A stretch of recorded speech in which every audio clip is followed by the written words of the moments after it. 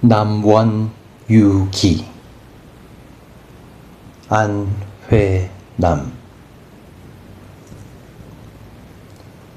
날짜 같은 것은 벌써 잊어버렸다. 하여간 이번 정초였는데 남원 계신 최성환 형이 우리를 초청하여 이원조, 현용봉, 윤규섭, 안회남 일행 4명은 어느 날 경성역에서 남행열차에 올라탔다. 나는 떠나기 며칠 전부터 술병이 나고 또 감기가 들어서 기운이 나지 않으므로 약속한 당일 정각 2시간 전 여천에게다 전화를 걸고 나만은 빠지자고 하니까 예측했던 대로 그냥 호령이다. 뭐 술병? 장하다. 술병에는 술을 먹어야지. 감기? 아따, 빼놓을 건 없군. 그것도 술로 다스려야지. 기도를 최구는 어떡하라고 그래. 지금 입원을 했어도 툭툭 털고 일어서 갈 형편이여. 초대한 사람 생각도 해야지. 해남이나 내가 뭐가 그리 장하다고 희자를 빼는 거야. 좋은 친구가 먼 데서 부른 것을 생각하기로 그럴 수가 있나? 잔소리 말고 술값이나 두둑하게 장만해가지고 어여 빨리 나와. 어여 빨리 정차장으로 나오라는 말이다.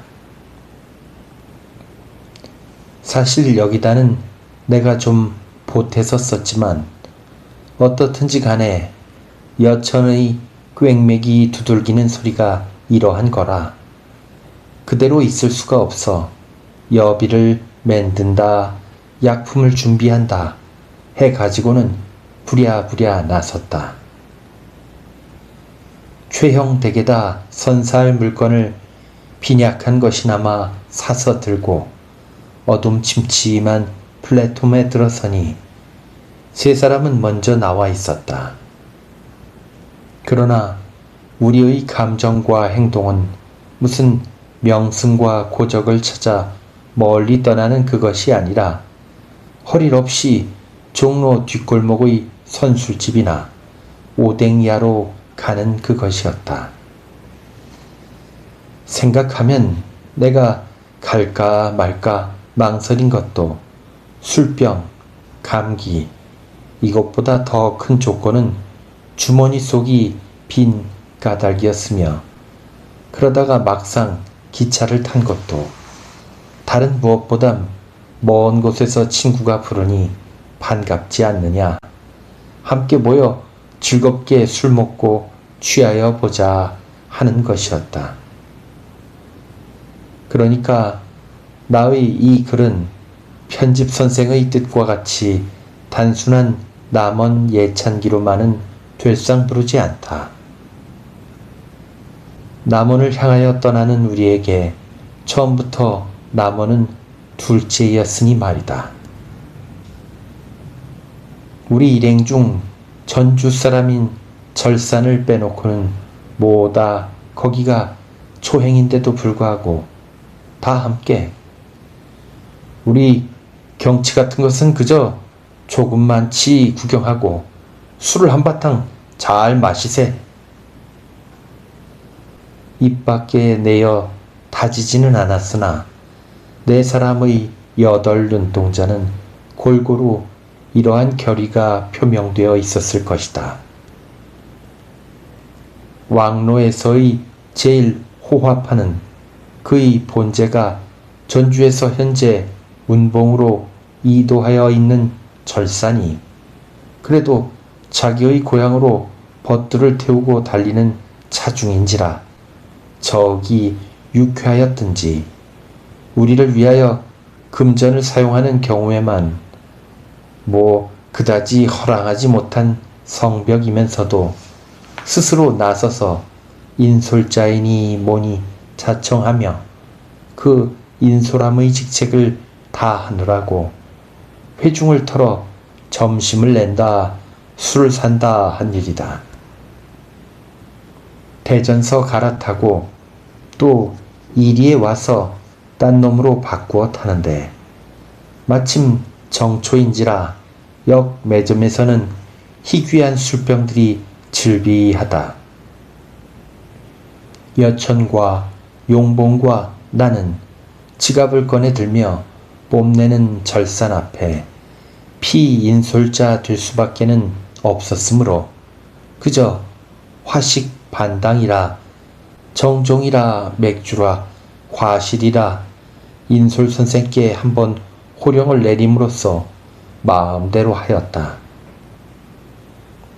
어둑어둑하니 사방이 저물어갈 임시였는데 거나한 나의 정신은 기차가 어둠에를 달리고 있는지도 알 수 없고 해서 여로의 방향 역시 운봉 영감께 이리만 후 멋대로 한번 도취경에 젖어봤다. 술을 얻고도 어때 술잔이었는가. 밀감을 사서는 그놈을 도려 알맹이는 빼먹고 잔을 만들었다. 빨갛고 말랑말랑한 귤 껍질, 그것의 온폭한 과실 술잔에다가 노란 정종을 부으니 색채는 한결 더 곱고 귤피와 청주의 한데 어우러진 향기는 이루 말할 수가 없다. 고로 맡아도 보고 입술로 빨아도 보며 질주하는 차중 화기애애한 좌석, 진한 벗들과 향기로운 미주를 나누던 장면을 나는 잊을 수 없다. 우연한 이 정초의 축복이 한 해 동안 길이길이 이어지이다 하고 속으로 빌었다. 얼근해지고 나니까 그제서야 종로 뒷골목 녹도집과 오뎅야로 찾아가는 것 같은 기분이 사라지고 비로소 남원의 감정을 가지고 나에게로 임박하여 왔다. 사실은 언제든지 한번 와보았으면 하던 땅이다. 춘향부 속에서 흠씬 멋들인 정서를 눈으로 캐어 감각해보고 싶은 것이다. 절산이 연성 고개를 끄덕거리며 남관 관촌 임실 오류 인전 다 왔군 할 때 이상스럽게 주위가 은근해지는 것 같으며 약간 가슴이 설레었다. 우선 그 임실하는 음향이 귀 익다. 창극조 따위에서 항용 듣던 소리다. 이골 저골 염탐할 째 국곡 투식하는 놈과 부모 불효하는 놈과 형제 화목 못하는 놈, 이웃집 화동 못하는 놈 차례로 적어놓고 전라 계명 노기발 임시를 지내어 남원읍으로 내려간다. 마치 죄를 넘어서서 보니 님 사던 데가 여기로구나. 반갑도다 반갑도다. 땅만 보아도 반갑도다. 내 사랑 춘향이는 수절을 하였는가? 제가 만일 수절을 하였으면 그 정상을 어찌 보리. 파랑 보쯤을 외르르 내려놓고 남원읍으로 내려간다. 주역 이몽룡군이 어사가 되어가지고 연인 성춘향을 찾아가는 대목인데 목적지에 거진 다 왔다. 지리적으로 따지자면 우리가 기차로 달리고 있는 이 지점 정도의 거리에서부터 연극이 벌어지는 것이다. 이 몽룡군은 우선 성춘향이 그간 딴 녀석하고 연애나 하지 않았나 수절을 하고 있는가 하는 것부터 궁금하였던 모양이다. 그러나 우리 일행은 죄가 전보 받아뒀겠지? 정거장에 나왔을까? 글쎄. 이런 것을 걱정하며 서성대었다. 밤차가 되어 승객은 그리 많지 않으므로 이곳저곳 공석에 가서 누웠다 일어났다 했다. 함흥태생인 현용봉 형은 고향과 정반대인 남방으로 내려오며 잠옷 감회가 있는 듯한 표정이므로 슬며시 물어보니 다른데 함경도에 가면 누구나 거의 다 양복인데 이기는 모두들 조선옷을 입었군. 우선 거기서부터 오는 인상이 여간 차이가 있는 게 아니오. 하고 제법 예리한 관찰을 피력하는 것이다. 이원조, 윤규섭, 양이는 건너편에 앉아서 서로 그 매브리코와 딱 불륜을 상대하여 가지고는 마작 유희의 기법과 기원에 대하여 의견을 교환하고 있었다.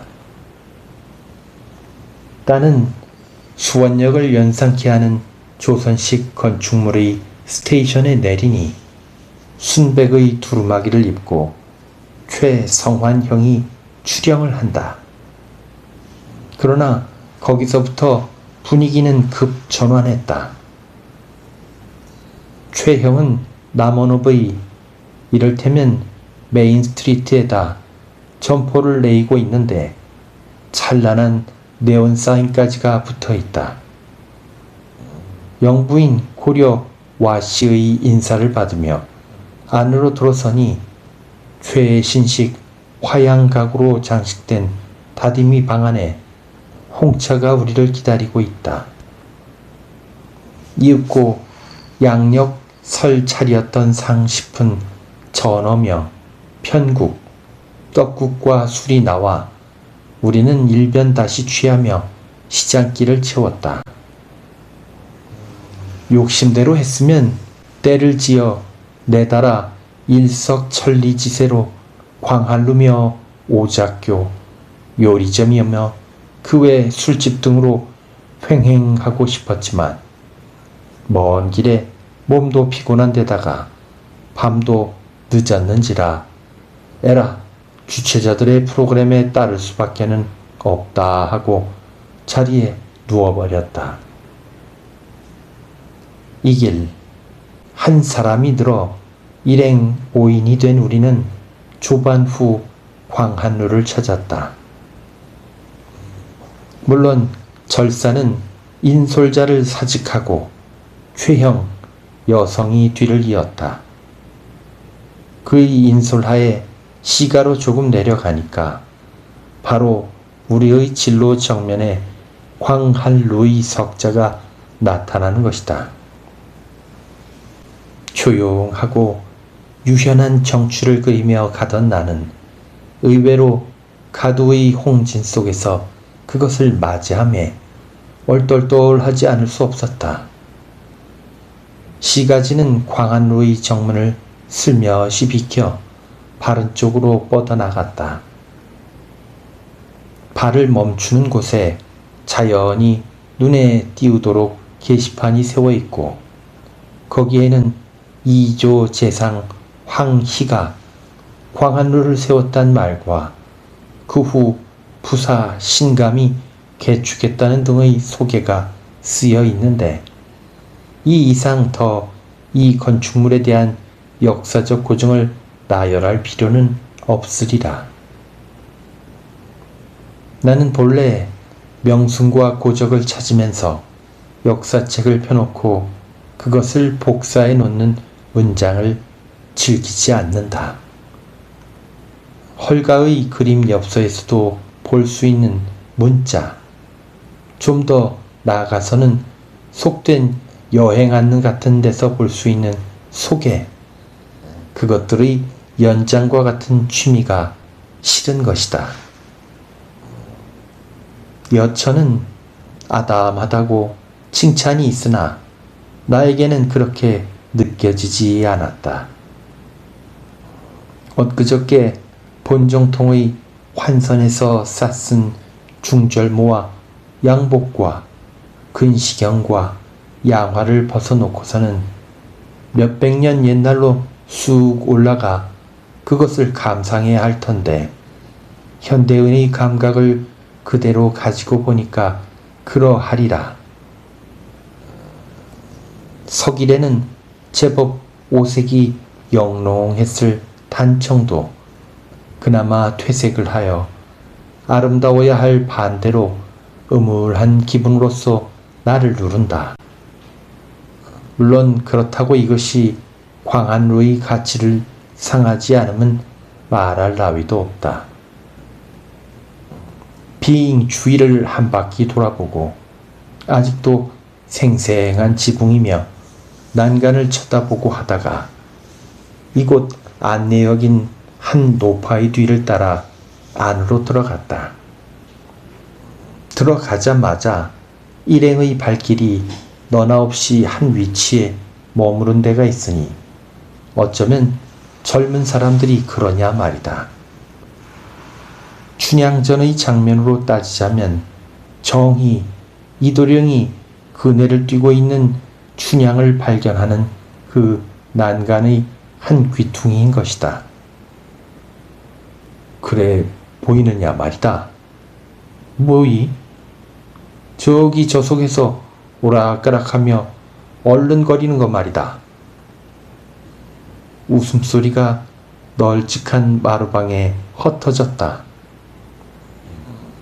여성이 돈 한 장을 노파의 손에다 슬며시 쥐어주니까 노파는 아래를 내려다보고 옛날 도화동이 어디다, 춘향이 살던 집이 어디다, 소설이 아니라 정말 실제에 있었던 것처럼 손가락질을 해가며 엉터리 없는 설명을 하기에 바빴다.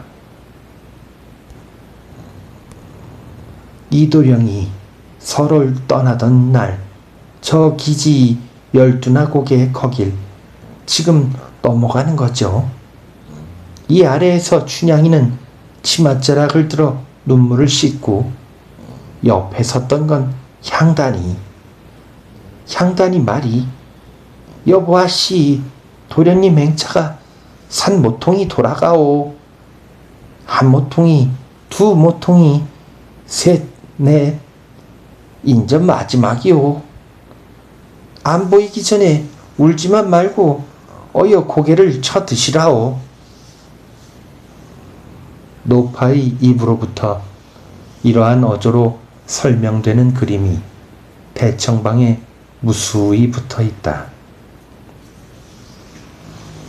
이태준 씨의 말 맞다나 현금 허다하게 퍼져 있는 춘향전, 소설, 무용, 연극, 소리, 이것들의 춘향적 속에서 제일 여술적으로 실현한 것이 소리 춘향전이다. 그러나 그것은 춘향전은 원래가 구전의 것이 까닭인 것이다. 그렇기 때문에 현재에 있어서 춘향전을 문학적 입장으로 소설의 각도에서 바라볼 땐 무엇보다도 이 핸디캡을 앞세워 놓아야 그것을 옳게 평가하게 되리라고 믿는다. 춘향전의 모든 장처와 단점을 가리는 데 있어서 그 어느 하나뿐만이 아니라 송두리째 소설의 이전의 구전에 돌려보내야 할 것이라고 생각한다. 어떻든지 간에 그것이 내포하고 있는 모든 것은 모두 문학, 소설의 문제가 아니라 그 이전의 전혀 다른 세계의 것인 것이다.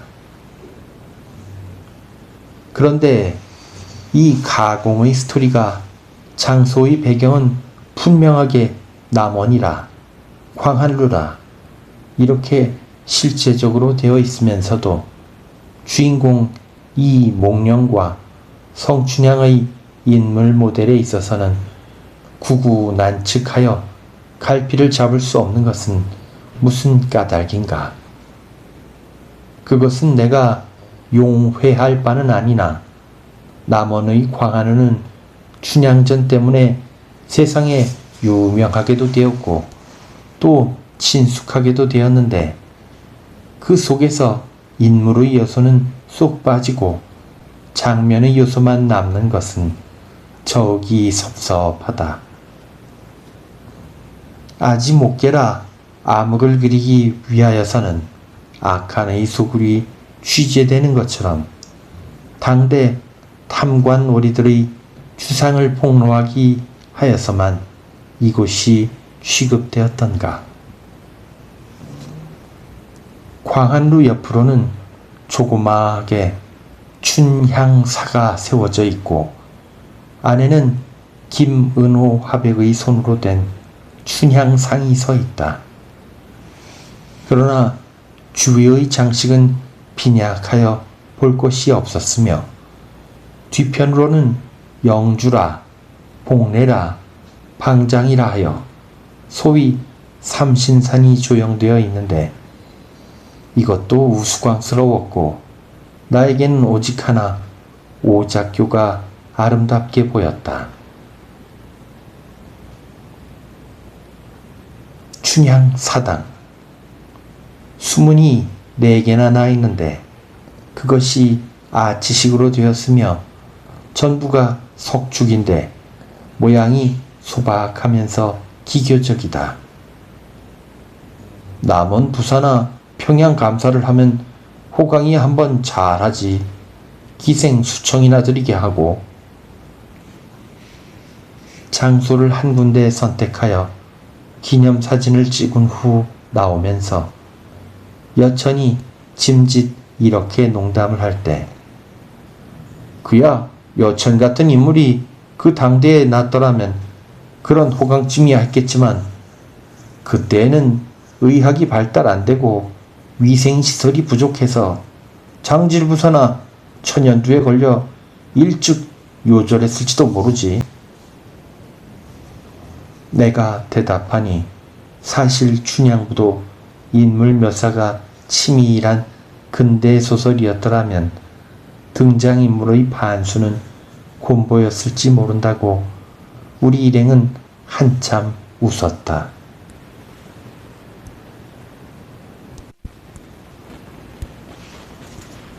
사흘밤이나 자는 동안 시가지며 시장이며 색사며 만인총이며 가까이에 있는 것은 골고루 구경하였다. 뭐 그리 특기하여 내세울 만한 것은 없으나 그 풍광이 일반적으로 가려하기는 하였다.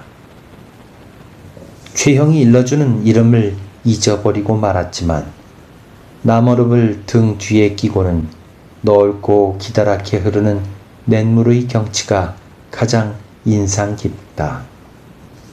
맑고 놀기에 알맞은 수심을 디디려다 보면 여름 한철에 철렵을 하였으면 십상이겠구 생각하였다. 천변의 깨끗한 자각돌들이 또한 아름다웠다. 남원에 와서 춘향의 후예를 보지 않고 가서야 쓰겠느냐고 인솔자가 발언을 하여 한턱을 쓰므로 요 정도 구경했다. 일찍부터 안면이 있는 양혜인 씨도 참석하였다. 그러나 음식이며 기생의 수준이 도무지 말이 안 되어 서울이면 아무데나 있는 갈보집에 온 것 같은 느낌이었다.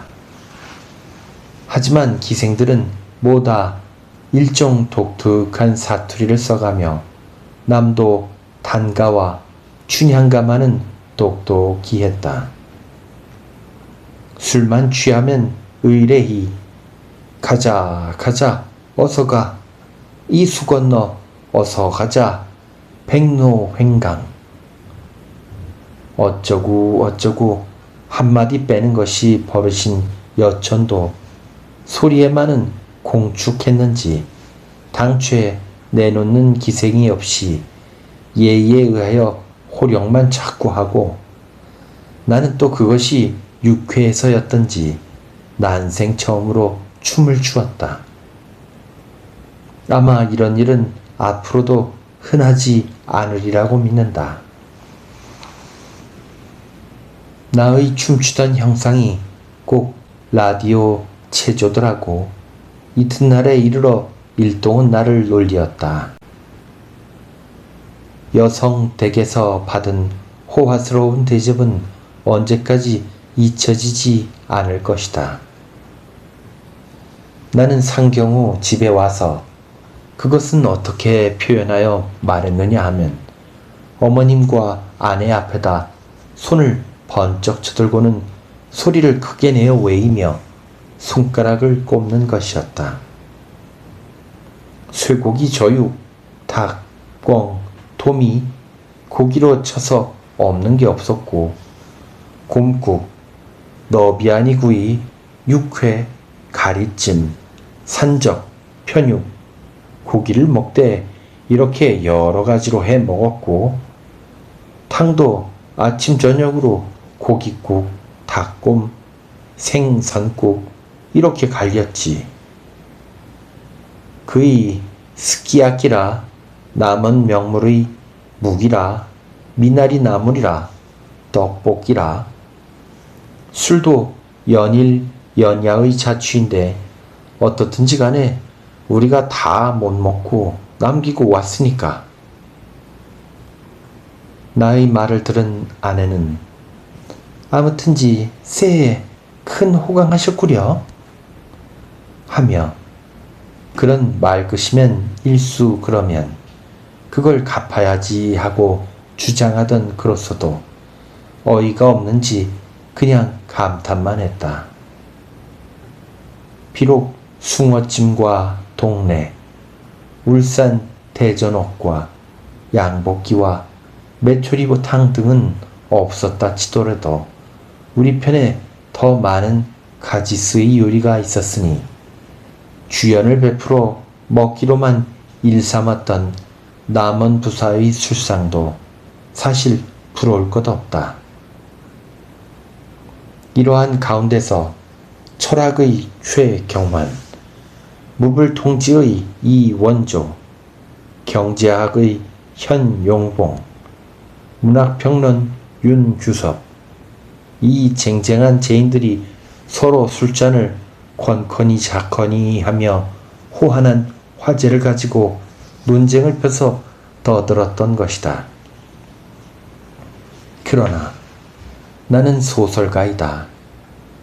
그들과 같은 완강한 경파가 아니므로 스스로 초연한 척 꽁무니를 빼가지고는 서울서 내려올 때 춘추 창간호에 넣을 창작을 이 근영형에다가 단단히 약속하고 온 바도 있는지라 얼간해가지고도 어떻게 원고를 써볼까 한 구석에서 엎드렸노라면 그들은 백로를 발견한 까마귀 마냥 습격을 하여서는 종이를 빼앗는다, 만년필을 집어간다 하는 바람에 고만 남원서의 일대 장지를 아깝게도 좌절당하고 말았다. 감기도 달아난 모양이다. 유명한 교령산의 일부가 최형댁에서도 보인다. 어느 청명하게 개인 날 우리는 경성으로 발길을 돌렸다. 현용봉, 윤규섭 두 사람은 하숙생활을 하고 있는 까닭으로 하여 기권을 하고, 여천과 나와만 부인으로부터 이곳 명물의 하나인 미나리를 커다랗게 한 단씩 선사받았다. 줄거리가 가늘고 부드러우며 보기에도 퍽 신선하고 깨끗하다. 서울 전차 속에서 여학생들이 흡사히 화초를 대하는 것 같은 시선으로 바라다 보는 것을 나는 목도하였다. 먹이와도 다른 곳에서는 맛보지 못하던 특이하게 양호한 미나리였다. 역에 나왔을 때 나는 새로이 하나의 남은 명소를 발견했다. 그것은 다른 것이 아니라 남원역 그 자체이다. 올 때는 한밤중이어서 그 윤곽만 알았었는데 아침 햇살을 받으며 양명 한 데서 보니 적 아담한 건물이다. 수원역보다는 규모가 적어서 그런지 우선 썩 깨끗한 것이 내가 입대까지 여행을 하며 구경한 역으로서는 가장 정이 간다. 남원역을 떠나 조금 오니 전주다. 출출한데 마침 점심때가 되었는지라 가는 길에 경품 타는 심으로 아주 전주 구경까지 하자고 이야기가 되어 즉시 하차. 전선적으로 이름이 높은 콩나물국, 막걸리, 비빔밥 등 전주 명물의 음식으로 미각을 다스린 후 종일 놀다가 밤차를 타고 일로 귀경하였다. 돌아올 때는 내가 인솔자 노릇을 했다. 며칠 후 남원서 광안루를 배경으로 기념 촬영을 한 사진이 도착되었다. 이원조, 윤규섭, 현용봉, 안회남 네 사람은 양복에다 외투를 입고서 빙 둘러섰고 최성환 형은 하얀 조선 주의를 입고 앞에 앉았다. 서울에 있는 친구들이 보더니 아니 이 두루마비 입은 얘는 포로 같구먼. 뒤에 쓴사 인조가 포로 하나를 잡아놓고 빙 둘러서서 먹자 하는 것 같지 않아?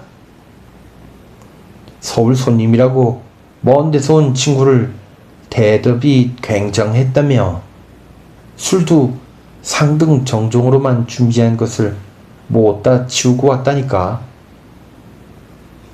이렇게들 떠드는 것이다. 사실 진부하도록 세인의 입에 회자된 문자이나 유붕이 자원방래하니 부력 낙호하하여 우리를 끔찍이 여겨준 여성이 고맙고 또 미안스럽다. 그러나 이제 생각하니 우리는 뜨거운 외투를 입고 남원을 찾았는데 한번 화창한 봄에 가보고 싶다. 그러면 효자각이니 연렵이니 하여 비석을 사고 써있는 조그마한 건물물의 시뻘건 기둥이며 문살의 색채는 그 옆에 후여진 능수버들의 초록빛과 잘 조화되어 한결 더 특이한 정락을 자아내리라. 광안루도 그때 보고 싶다만 산에 아지랑이 끼는 시절 그때 천천히 오작교 위를 거닐며 아래의 연못을 굽어보는 것은 참 좋으리라. 남원을 생각할 때 춘향전의 로맨스와 광안루와 함께 다시 봄 푸르른 능스버들과 아지랑이가 있는 봄을 겸쳐 놓으니 정말 그리운 정서를 가슴속에 가져다 준다.